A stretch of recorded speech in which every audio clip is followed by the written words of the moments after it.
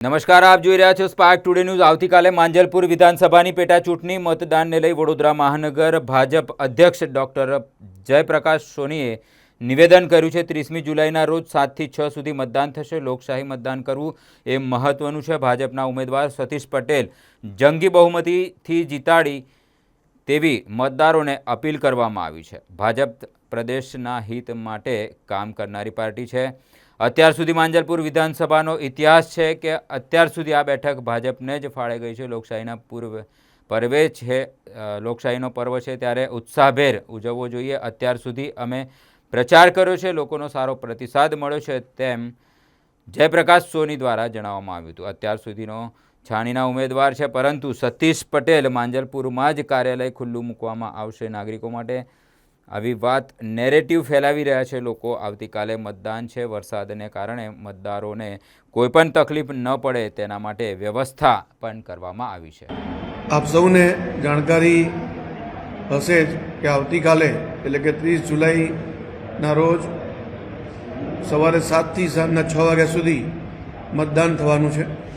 હું સૌ નાગરિકોને આપના માધ્યમથી અપીલ કરું છું, મતદાન કરવું એ આપણી લોકશાહીની ફરજ છે અને એમાં પણ દેશ હિતને માટે જે કામ કરનારી પાર્ટી છે ભારતીય જનતા પાર્ટી, એના હિતમાં મતદાન થાય।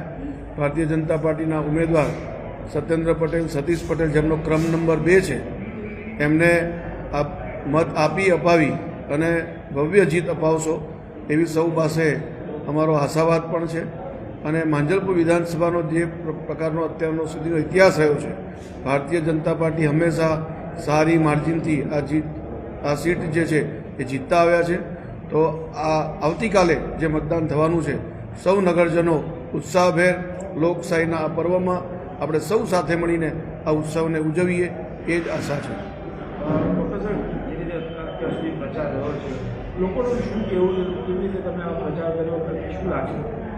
અમે જ્યારે ડોર ટુ ડોર ફેરણીના માધ્યમથી પ્રચારમાં હોઈએ કે ગ્રુપ મિટિંગોના માધ્યમથી અને છેલ્લે તો મતદાર સ્લીપ વેચવા માટે પણ ઘરે ઘરે ગયા છીએ। એમ જોઈએ તો 3 વખત ભારતીય જનતા પાર્ટીના કાર્યકર્તાઓ ઘરે ઘરે પહોંચ્યા છે અને અત્યાર સુધી માંજલપુર વિધાનસભાના તમામ મતદારોએ ઉત્સાહભેર સૌને સ્વાગત કર્યું છે, અભિવાદન કર્યું છે। અમારા ઉમેદવારની પણ દરેક બૂથમાં ફેરણી થઈ ગઈ છે, ત્યાં પણ એમનું ભવ્ય સ્વાગત કરવામાં આવ્યું છે।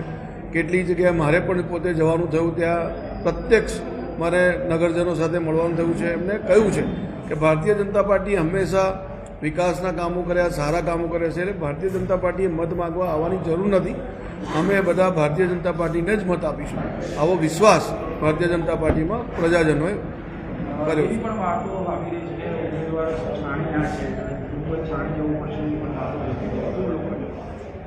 એ એક પ્રકારનું નેરેટિવ સેટ કરવામાં આવે છે।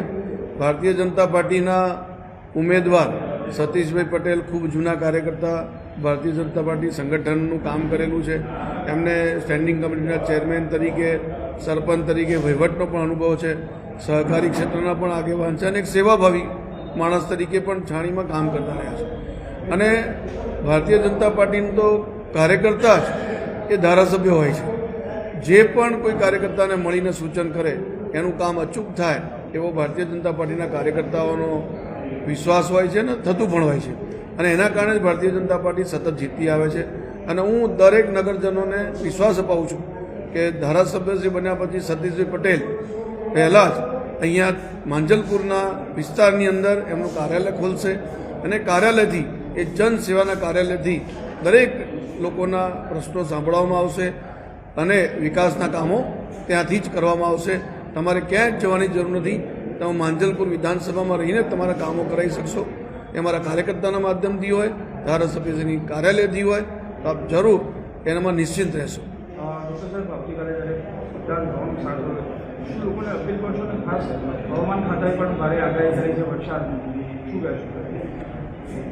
મતદાન કરવું એ સૌ નાગરિકોની લોકશાહીની ફરજ છે। આપણે જ્યારે આ મત આપીએ છીએ એ મતના આધારે સશક્ત સરકારનું નિર્માણ થતું હોય છે। સશક્ત સરકારના આધારે એક સારા નિર્ણયો કરીને રાજ્ય અને દેશને મજબૂત બનાવવાનું કામ થતું હોય છે। આપણે અત્યારે જોઈએ છીએ માન્ય પ્રધાનમંત્રી મોદી સાહેબને આપણે પ્રધાનમંત્રી 3 વખત બનાવ્યા પછી આજે ભારત દુનિયાની અંદર એક ઊંચું સ્થાન એનું થયું છે. દરેક જણ માને છે કે ભારતમાં શક્તિઓ છે અને ભારતની શક્તિઓ લોકો માનવા પણ લાગ્યા છે. આજે દુનિયામાં આપણે પહેલાં 11મા ક્રમાંકે અર્થવ્યવસ્થામાં હતા, આજે 4થા ક્રમાંક પર પહોંચ્યા છે. તો આ એ જ તમારું મત જે આપો છો, જે કમળની સામે બટન દબાવો છો, એની તાકાતથી જ આજે ભારત મજબૂતાઈથી આગળ વધી રહ્યું છે. 32 જેટલા દેશોએ ભારતના યશસ્વી વડાપ્રધાનનું સન્માન કર્યું. અનેક યોજનાઓ જનકલ્યાણકારી આજે એ ભારત સરકાર હોય કે ગુજરાત સરકાર હોય એ લોકો માટે ચલાવી રહ્યા છે. ભારતીય જનતા પાર્ટીનો હંમેશા ધ્યેય રહ્યો છે કે છેવાડાના માનવીનું કલ્યાણ થાય, સૌ સાથે મળીને સૌનો સાથ, સૌનો વિકાસ, સૌનો પ્રયાસ, સૌના વિશ્વાસના સૂત્રના આધારે આગળ વધી શકે.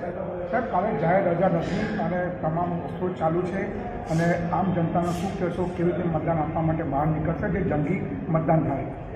કલેક્ટરશ્રી દ્વારા અને ગુજરાત સરકારના ચૂંટણી પંચ દ્વારા કાલે માંજલપુર વિધાનસભાની અંદર જાહેર રજા ડિક્લેર કરવામાં આવી છે અને પરિપત્રો પણ થઈ ગયા છે કે દુકાનદાર હોય, ફેક્ટરી હોય કે ઓફિસ હોય, પણ માંજલપુર વિધાનસભાની અંદર બધી જ ઓફિસ, જે ફેક્ટરી છે એ આપણે બંધ રાખીને મતદાન વધુમાં વધુ થાય એવો પ્રયત્ન કરીએ. માંજલપુર વિધાનસભાની બહાર કોઈ નોકરી કે કોઈ કામ કરતા વ્યક્તિઓ હોય એમને પણ એ જે તે ઓફિસ કે ફેક્ટરી છે એમને પરવાનગી આપે એવો પણ પરિપત્ર સામાન્ય વહીવટ વિભાગ ચૂંટણી પંચે ઓલરેડી કરી દીધો છે.